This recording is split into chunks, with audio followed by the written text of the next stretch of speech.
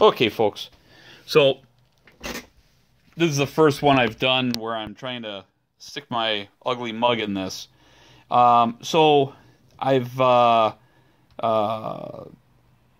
watched the video that some of you have watched and obviously left notes on, as did I, about how much of a useless video it was based on the lack of information. And I obviously agreed. So I'm going to publish a link to watch what part is missing after you've listened to all the fluff of this video. And the parts that are missing are obviously drilling a hole where the fixture is going and telling you where the wire is going to end up just doesn't actually get you there. You've got a wide ceiling between the joists, so you've got about 16 inches, and when you drill a hole in there and you push something through, to somehow think that it's going to mysteriously end up walking down the wall to an electrical switch or to an outlet is just ridiculous and leaves us wanting additional information. Obviously, I've done it before, so I'm going to tell you how an electrician will do it. Just my video is not the prettiest. So, just bear with me. Hopefully, if you have just a slight working knowledge of the walls, you're going to be just fine. So just assume that what the gentleman provided was adequate. The trick here, in part, is to make sure that the joists are running the width of the house, not which would be from left to right, not from the front of the house to the back of the house. Typically, they're going to be side to side. So what you're going to want to do is try to find if there's some kind of an electrical outlet that's pre-existing in the home, whether it be a light switch or a wall outlet.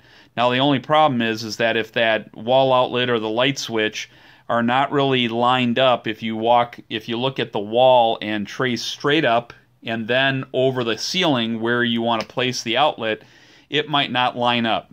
So in which case, that's the easiest way to figure out where you're going to hang your ceiling fan, because you have power sources there.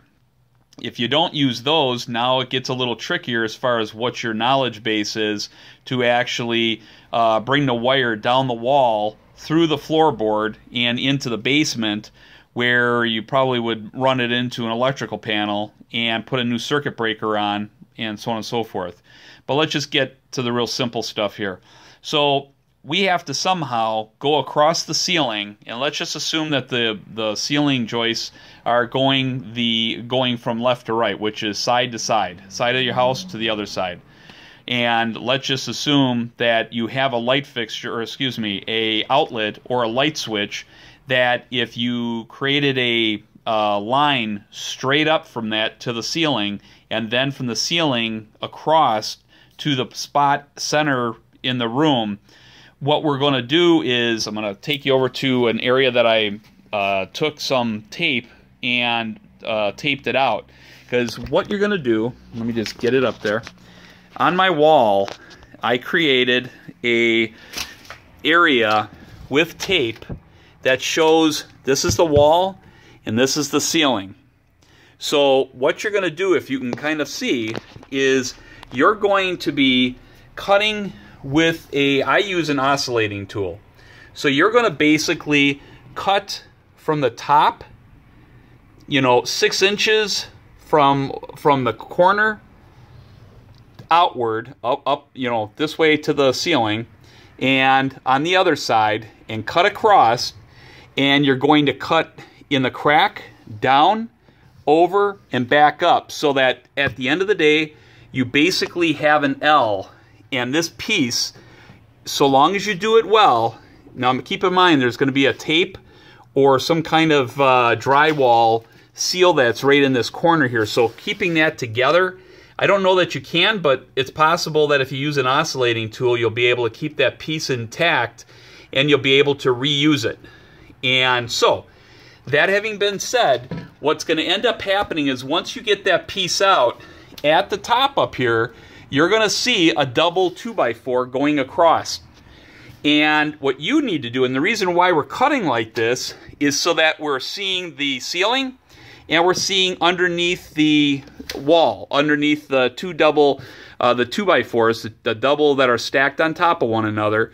And what we basically do then is we'll take a drill, and with a spade connector on it, you might need a little of an extension on it, and you're basically going to come into your hole and you're going to drill straight up through the double 2x4 board that you have. So at the end of the day, what ends up happening is you're going to have a hole that allows you to snake a wire through, and now you have access to pull the wire, and that wire is then going to go across the ceiling over to the location where you have the light fixture. And snaking that wire, you're going to have to create a bigger hole than the gentleman that put that up there on that video put together. So you will get yourself a J-box that's made for ceiling mounted fixtures, and that can be the size. You take that, you flip it, put it up on the area where the hole's going to go in the middle of your room, put a little drawing around it with a pencil or a marker, and cut it out. And now, if you've done a good job here, which you don't have to be an expert, you'll be able to take a wire snake, and which is just the tool that he has in his hand, and you'll be able to push that across the ceiling from the area that you cut over to the hole that is in the middle of the room that you're going to put that fixture on. And that basically is all that's necessary. Now obviously the part that's missing are two little details. One, are you have to patch that hole up that you created. Now with the stuff that you have, the piece that was cut out, if you use an oscillating tool, for the most part that piece is going to be coming out as one full piece with the top part and the wall part. So that should be able to go back in place, and you're going to be able to get some drywall tape, get the stuff that's sticky and meshed, and you'll be able to cover up your cracks of your the lines that you had to cut with the oscillating tool. And then you get some quick drying spackle, or probably slow drying, you know, if you don't know what you're doing. You'll need the extra time to even it out, and you usually do about 3 layers, and each layer gets a little wider and a little wider so that it kind of hides over a long or a wide area the lines that you might have in the drywall. And again, we're just assuming that you're going to be running into an existing electrical outlet. So what you want to do, if you're going to go into a light switch or you're going to go into a wall outlet, you're going to make sure, if it's a wall outlet and that's low to the ground, of 12 inches from the ground, that's the best way for you to tap into, because then you don't have to look for the constant wires, hot wires in a light switch, because they're not all real easily identified. But if you go into an outlet, you can tap off the top terminals, the right side of the terminal being black and the one on the left being the neutral, white, and your ground at the bottom of it, and you can tap off your power there. Or you got to go into the basement. If you need more information on that particular type of thing, you can send an email to me at GEOFF, English version of Jeff, at GenecorUSA.com. It's GENECORUSA.com, and I'll have that, I guess, somewhere in the title of the video or whatever the case is. Hope this is somewhat, it's something I put together very quick. It's not looking real pretty, but it gives you a general idea of what part is missing. And I apologize if I should have said something more that I missed. Just somehow follow the link to the video that this is associated with, and I'll be happy to answer your questions.